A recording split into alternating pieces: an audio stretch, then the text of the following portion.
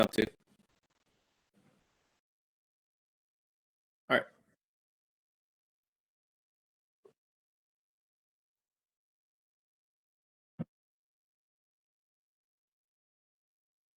Doing well, Rich. Thank you for having me on.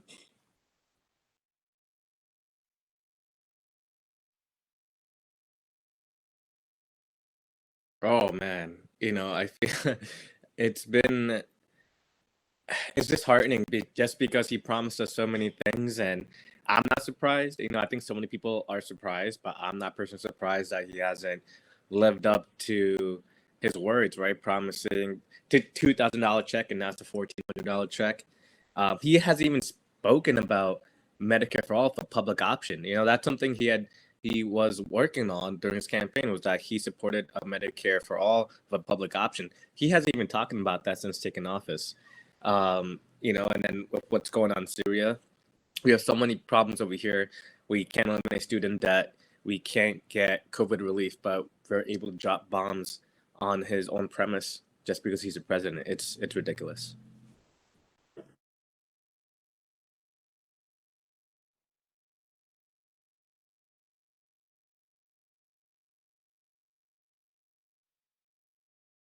Yeah, it's ridiculous. They have every power because Kamala Harris, she's the deciding vote when it comes to that. She could make a difference there, but they just choosing not to. Hmm.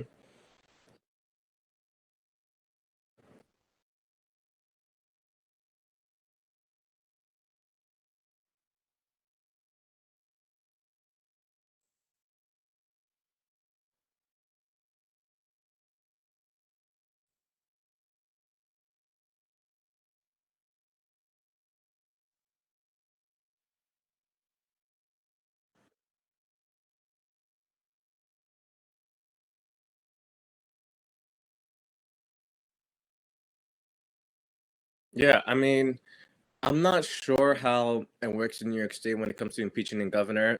I don't think that Democratic lawmakers, because they do have the majority in both the House and Senate, I'm not sure if they're willing or have the power, the courage to really step up to Cuomo and go for an impeachment. But I do think he should resign. It's scary to hear these allegations because it's just not from one person.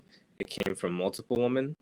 And on top of that, the nursing home allegations, it's absurd because so many people have lost their parents, their loved ones, because of the negligence of the government and because of Governor Cuomo. So he's he's had such a big ego, as you could see, and now it's like karma's pretty much coming back at him, and well deserved. So I do think he should resign, but if there isn't enough pressure for him to resign, I do think that there should be a legitimate primary challenger. I don't know who that could be yet, um, but I do believe that would be the best option if he does not resign.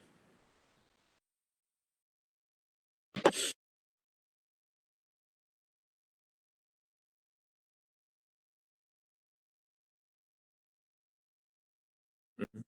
Yeah,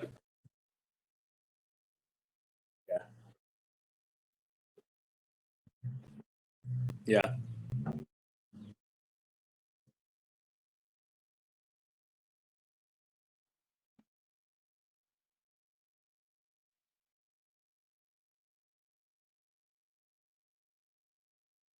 yeah, yeah. I feel like there's a lot of good candidates are not receiving the recognition that they deserve just because they may not have the fundraising capacity or maybe they're new into the movement spaces. So, but they're terrific candidates, right? So, aside from Diane, I'm looking at Jocelyn Taylor. She is right up there um, with Diane Morales. They share a lot, very similar views. Um, and it's been hard for me to even pick a three, to be honest. I just feel like a lot of these other candidates are really scared to really speak up about issues, right? Like talking about defunding the police or having Medicare for all, I think, or even criticizing Governor Cuomo. I think that they're trying to toe the line where they're not just trying. I think their end goal is to win, right? So I think that deep inside, some of them they want to be able to be radical, but they're trying so hard to not just galvanize progressive voters, but also moderate conservative voters, because New York City is such a huge enclave of diversity, not just demographically, but also ideology. So I think some of them are trying to win, like even Maya Wiley. I think for someone like her, she could possibly make a terrific mayor, but I think she needs to, have a strong stance on one side or the other. I don't think we're in a time anymore where you could just pick, and Joe Biden's a great example. You can't. It's not enough to just stay in the middle and try to work with both Republicans who have no interest. They don't really have the best interest at heart for a lot of people. But even Democrats too, I think that the party's so weak because they're just so scared. So that's why they always give in to Republicans. So yeah, so I think that other from Diane, I like Jocelyn Taylor. I do like Maya Wiley. But other than that, I don't really have another choice. How about you?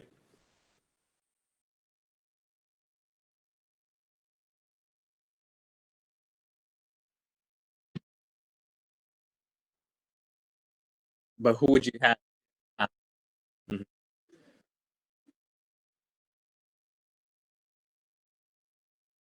Oh yeah, I forgot he was.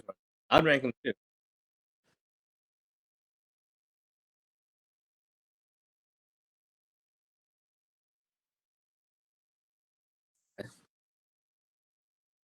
Okay. Yeah,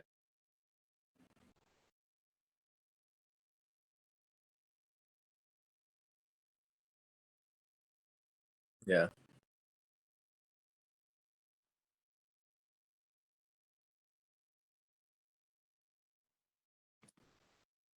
yeah, yeah. True.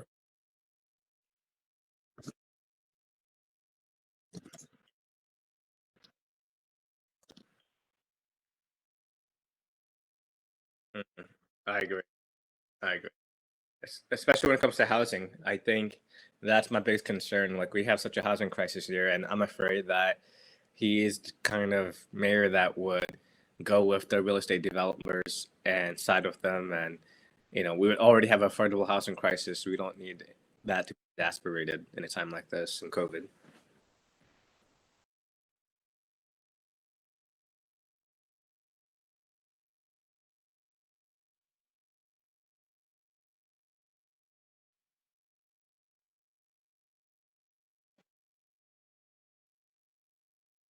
Yeah,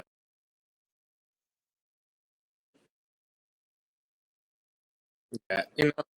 Fortunately, we don't necessarily need the power of the mayor for that. We could have the New York State legislators do that.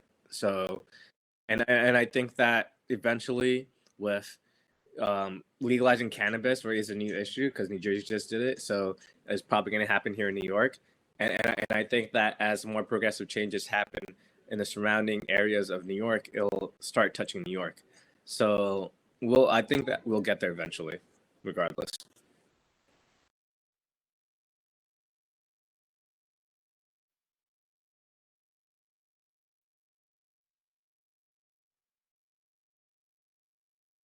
I did that. Yeah, I read that was pretty good. I read that was pretty good.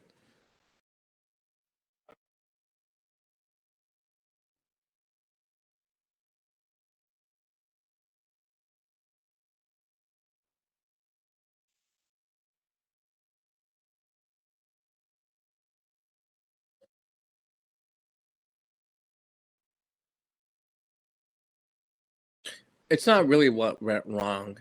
I think that our team did everything that they could. Like everyone worked hard, from staff and volunteers. Like we had so many volunteers. I never thought we were able to create such a big base, and we did. We ended up creating such a huge base, and I think that that says a lot about the future of District Five. But also just young people up and coming who are ready to take on leadership roles. We've, there's so much to be proud of. So, it was such a challenge. The only challenge I would say was just COVID. COVID had such a huge role because we weren't able to canvass. It was difficult to have face to face interaction with voters. And, when voters don't know who you are, if they've never seen you in person, more likely than not, they're not going to vote for you. So we had that challenge. And, you know, also Meeks he took millions of dollars from Wall Street, right? So he he took millions, like he spent $1 million, and all that is from Wall Street just to beat us, while we raised grassroots money to challenge him, and we did that by giving him the biggest challenge that he's ever had in 20 years. We got close to 30% of the vote, so I think we raised about $200,000. Um, and no one has ever given a challenge the way we did, and that's for a district where no one thought was possible. It was a moderate district. County is very strong here, but we did it from a very far left flank, like no other candidate has done before, and we gave him a run for his money. So I think we're moving in the right direction.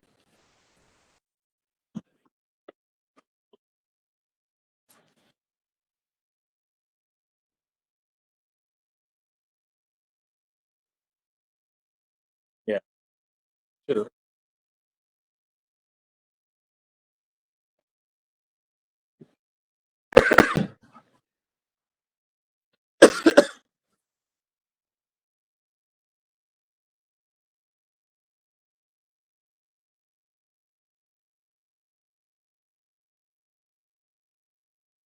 Yeah, I've had multiple experiences with the police when I was younger, especially when I was a teenager. Um, I was always out late night with my friends, or I'll just be, just doing nothing, and just because it was late, and our neighborhoods obviously are impoverished, and so with poverty comes like a lot of crimes, just because people are just trying to survive. So we've had a lot of burglaries in the community. Excuse me. And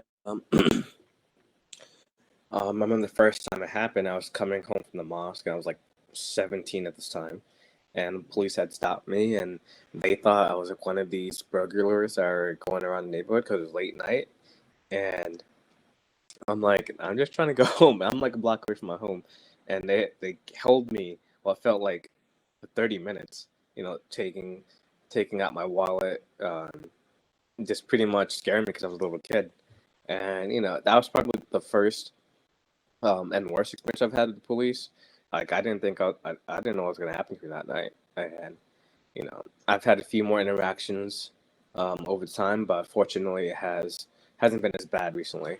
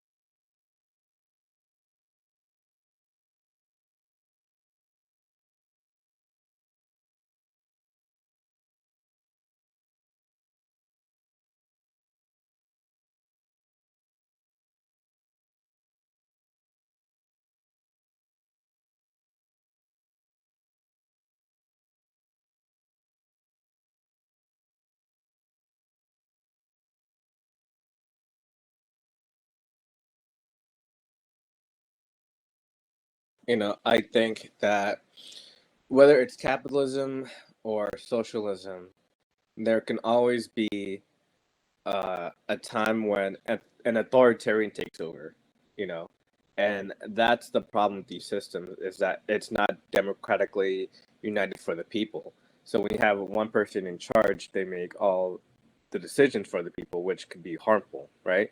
So I don't believe in unilateral position where only one person gets to rule because it doesn't democratically involve the people in the process. So the difference between what happened in Cuba and mind you, you know, let's not forget the fact that in a lot of these countries, their healthcare, education, like a lot of it has improved, right? A lot of it has definitely improved. Um, However, we've also seen the tragedies it could cause when there is a diverse pool of political ideology. So, and I think that's what's so great about democratic socialism is that it's, we're all on the left, but we're very diverse on thinking the left, right? Some are more radical than the others.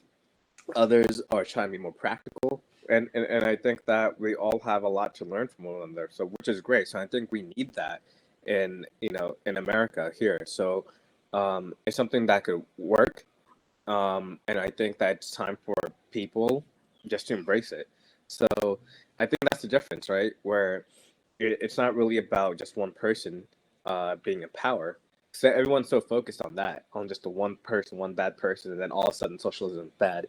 No, socialism is great. It's what helps people, but it's really about how it's applied into the system. So that's what's so great about why join DSA is because everything is so democratically done. And I think if we try to apply that on a broader scale in terms of the U.S. government and ensuring that everyone does have housing, ensuring that people could go to college for free, ensuring that we have healthcare for all, like it's just basic stuff that we're asking for, So that's a huge difference.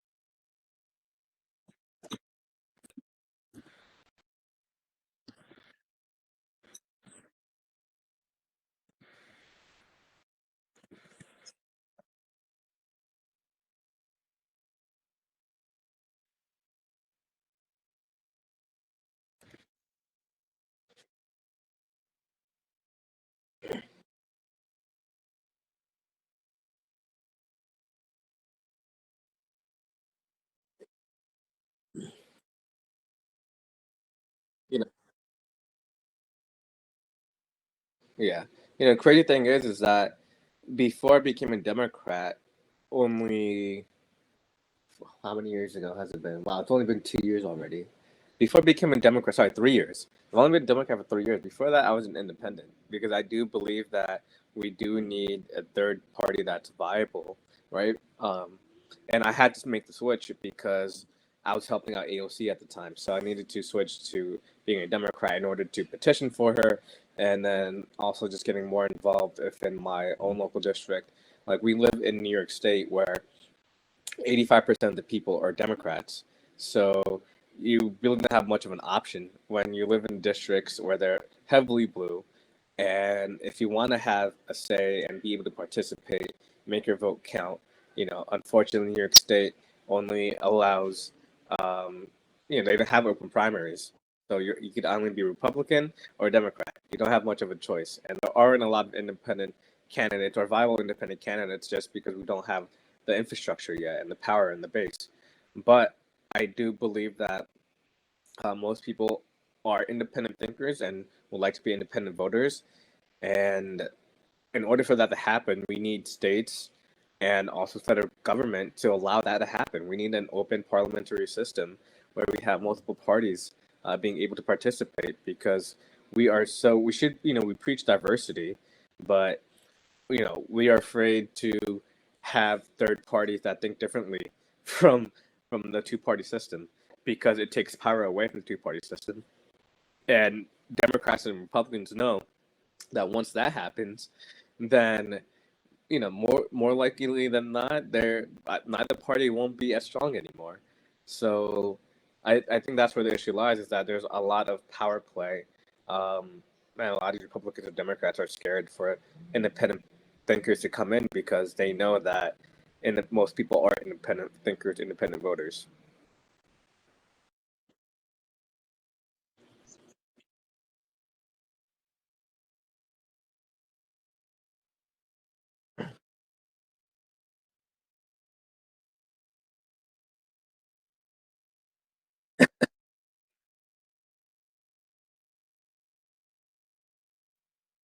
Hmm.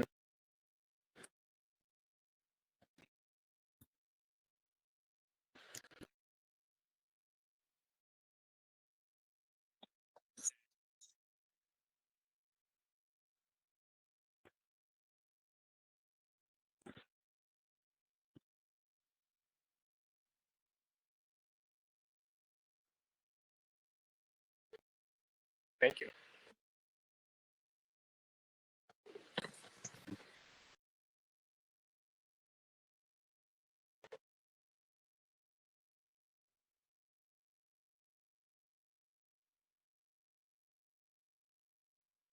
Mm.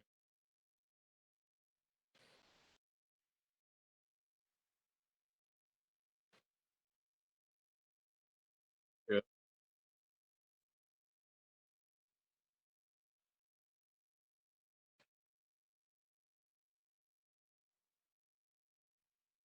Yeah.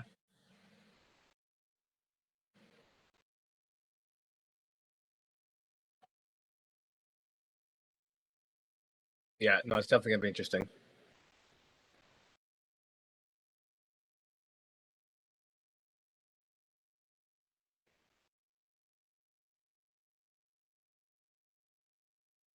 Yeah.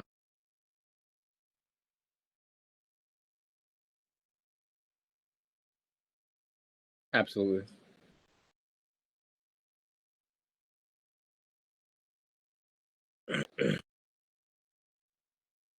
Mm.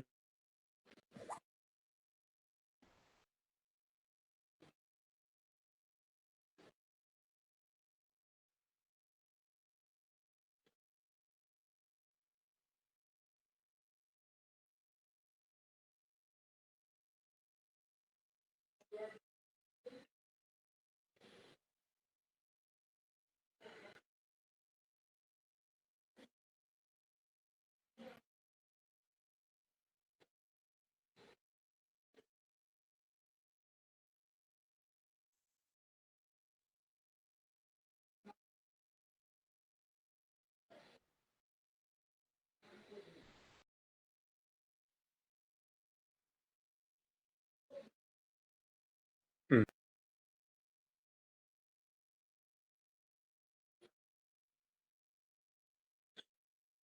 I would have.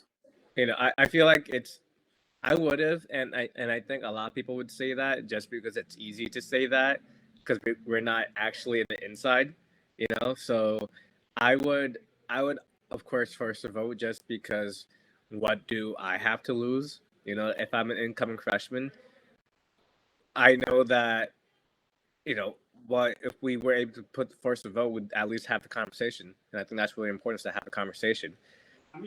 And you know, I think that for the squad, they've been put in a difficult position where it's not a lot of them, and they could only do so much. So that's why they do have a great point where we do need to elect more progressive members to the House. But at the same time, it's like we're seeing now with Joe Biden. Obviously, we haven't gotten anything returned. So I understand frustration. They don't have healthcare. People are dying. People don't have jobs. It's a hard time. So I think there's fair arguments to be made for both.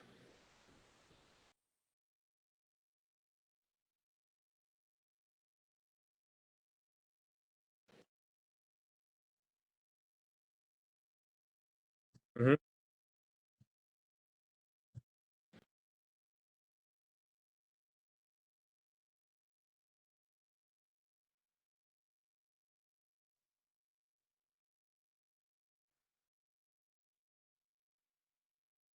Hmm.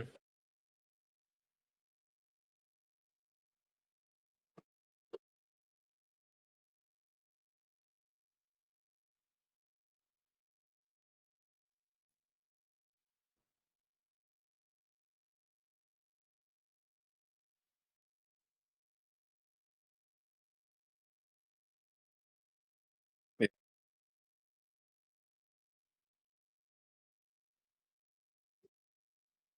yeah,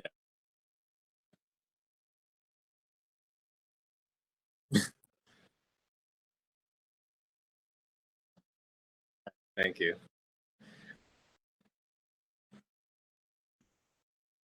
Yeah, we gotta keep pushing.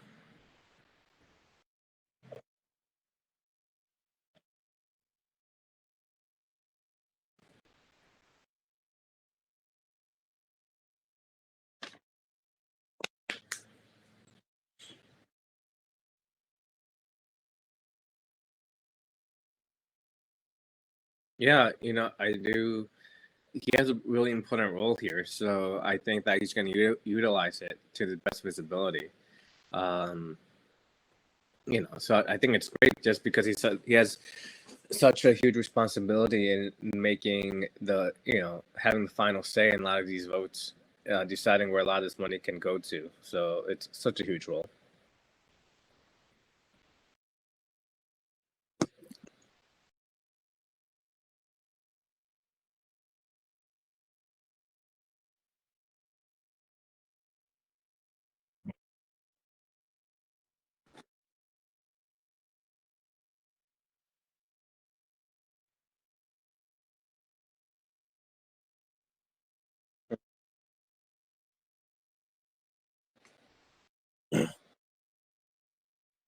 Yeah.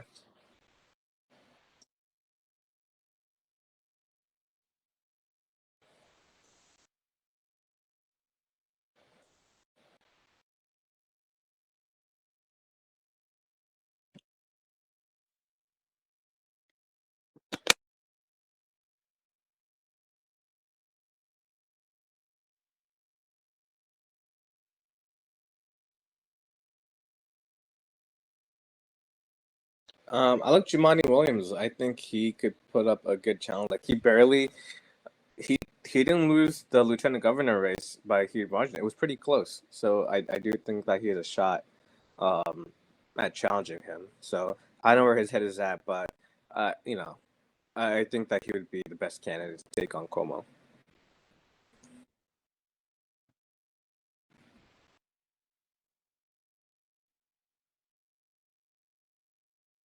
Yeah, yeah,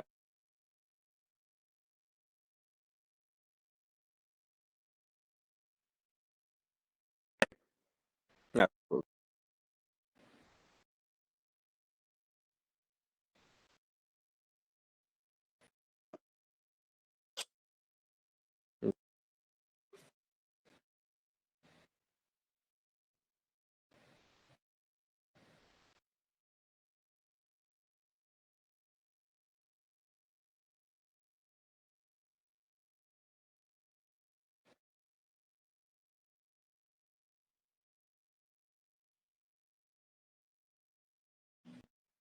yeah,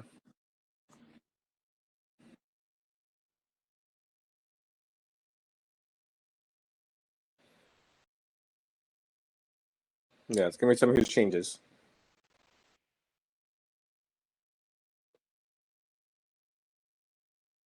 Yeah, hmm,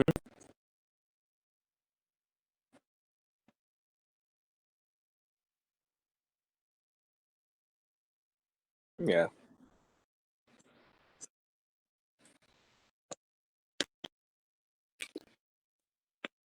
yeah. I mean, I've always just loved to learn, and even though I put myself into debt, I just feel like it's worth it right now, just because we need more young thinkers, progressive thinkers, getting these positions to make a difference. So I felt like getting my master's degree now was such a good time and something I've wanted to do for a while.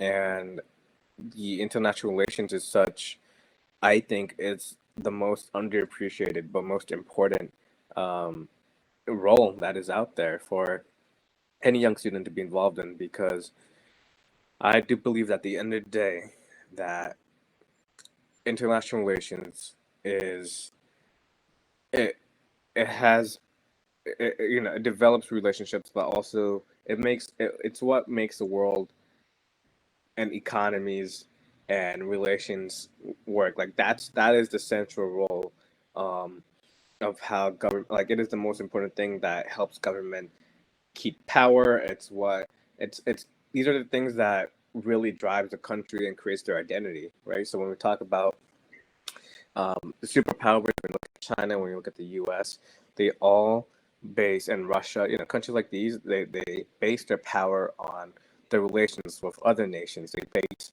their power on their economy, and people are always they're competing with one another, right? And then there's international laws and talking about globalization. When we look at colonial immigration, refugee rights, when we look at wars, all these impact a country's state, like their current state. It impacts their identity.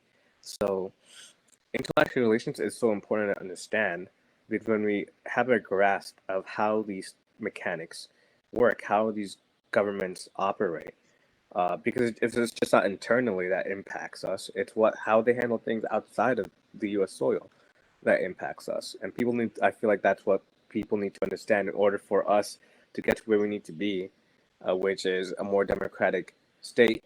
Is that we need to understand the U.S.'s role, um, internationally, because that's what determines how strong and the welfare of our people is.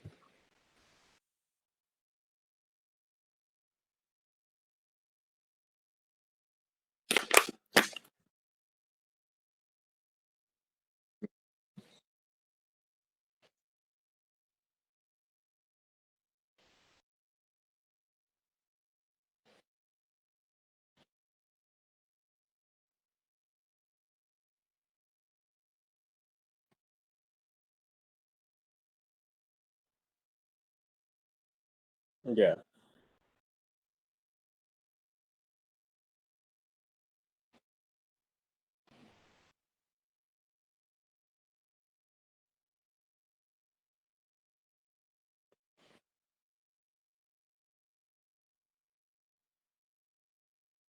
Yeah. Absolutely.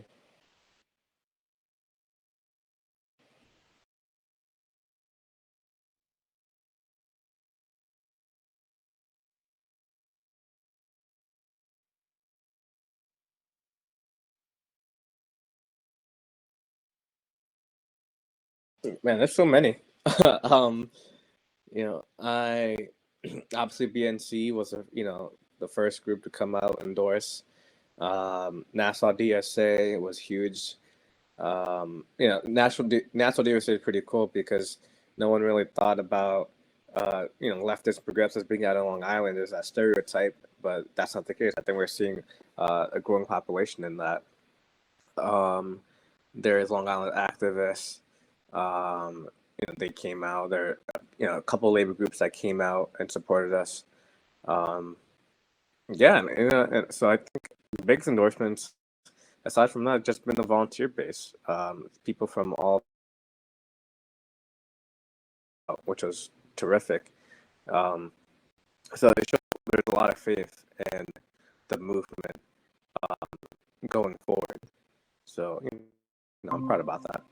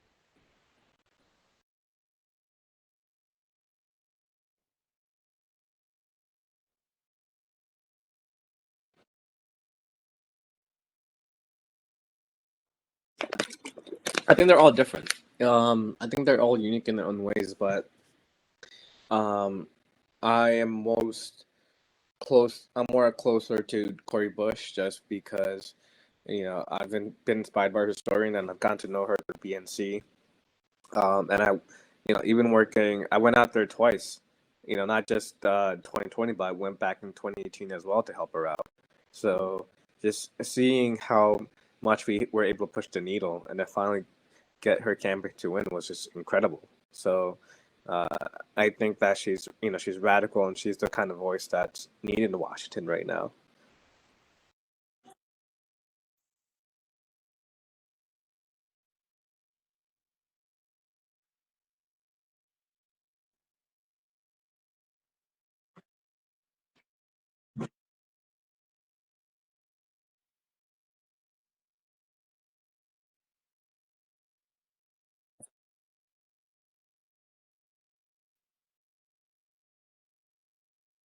Yeah,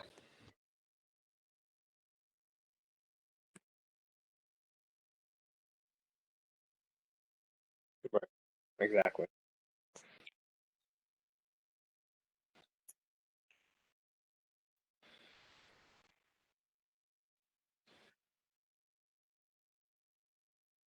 Mm.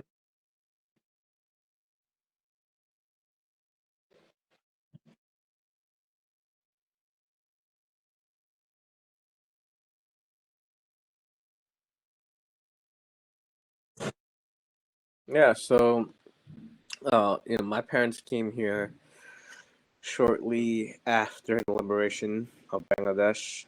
So Bangladesh is very young, about 50 years old. They liberated from Pakistan in 1971, and my father was a refugee from West Pakistan to East Pakistan, which is modern day Bangladesh.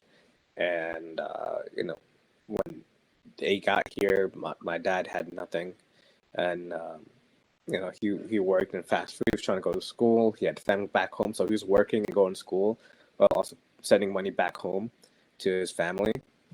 He was the oldest of like five, and my grandfather had passed away, so he had a lot of responsibility.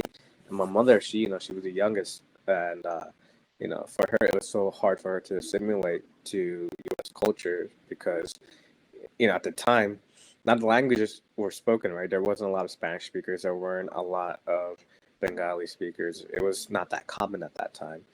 Um, so there is a hard transition. And then obviously, working low wage jobs. My father drove a cab. My mother cleaned hotel rooms for a living. She worked fast food. So they know what hard work is like. It's tough. So when we when I advocate for immigrant rights, it's not just immigrant rights, right? There's a huge umbrella of that fighting for a $15 minimum wage, like because of the cost, like the rise in inflation, we should be fighting for more. To be honest, like I think the minimum wage should be, in my opinion, it should be at $30. Just because of inflation. Um, so when we look at that, when we look at labor rights, when we look at housing rights, all that fits together with immigration, which has been such a huge pull of U.S. society today. You know, because along the way, immigrants have been such a critical role today in making sure things are up and running. Like immigrants do the work that no one wants to do, you know? So,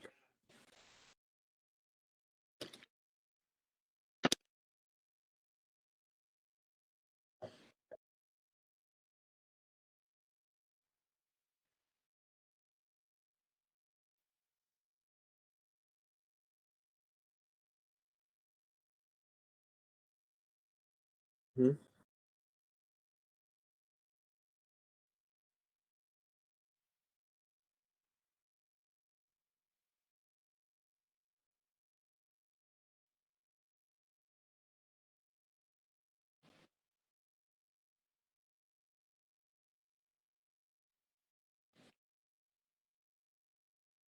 Mhm.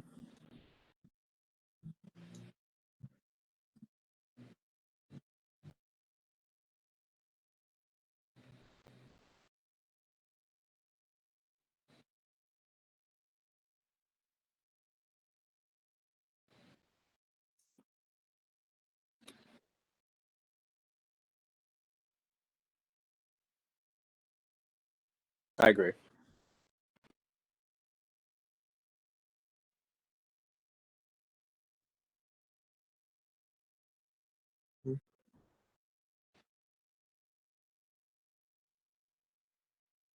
Okay.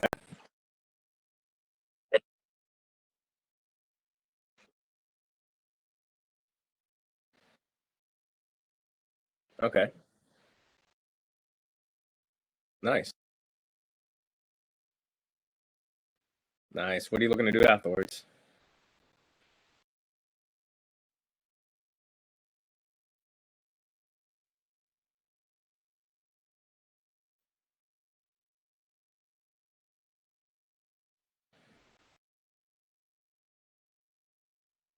Yeah.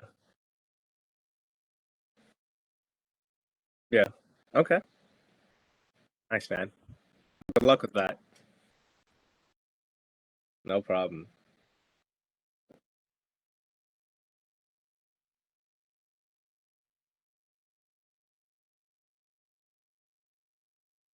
Hmm. Right.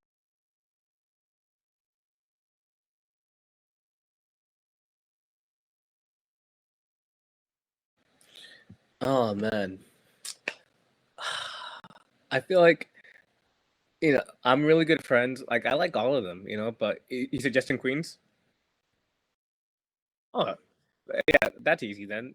There's Melanie Dorigo, there's Mel Gagarin and Lauren Ashcraft.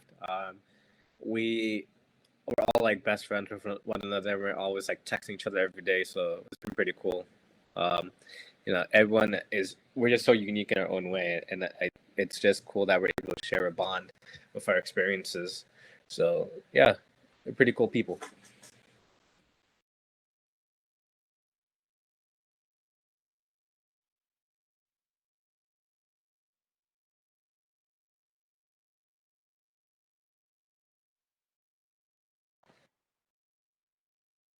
Yeah,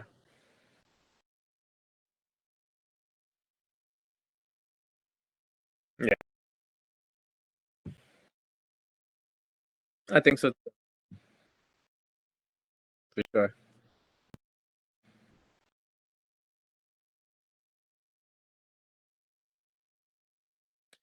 Yeah, you can follow me on Twitter, obviously, at shaniyat 2020, and I'm keeping shaniyat 2020 just because of the historical symbol that it started here. But you can also follow me on Instagram at shaniyat.chy. And yeah, so stay tuned. We got a lot of good things coming up.